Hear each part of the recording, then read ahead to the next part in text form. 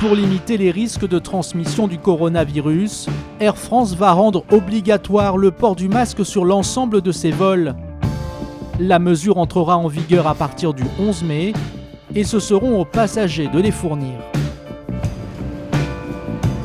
Pour la distanciation physique, à savoir un siège vacant entre chaque passager, elle pourra se faire en fonction du taux de remplissage, ce qui reste assez flou. Les collations seront suspendues sur les vols domestiques et européens. Le service à bord sera limité sur les vols long courriers.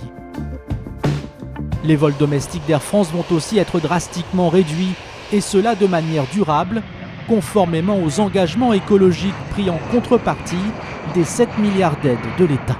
La condition, c'est que Air France devienne la compagnie aérienne la plus respectueuse de l'environnement de la planète. Oui, ça passe par des suppressions de lignes intérieures.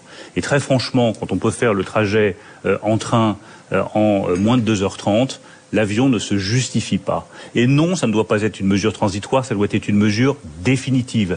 Nous sommes en train de regarder les transversales que cela peut représenter, les lignes directes que ça peut représenter. Le seul cas dans lequel un Paris-Bordeaux peut se justifier, par exemple, c'est si vous rejoignez le hub de Paris pour faire ensuite un déplacement international, un vol transatlantique ou un vol vers l'Asie.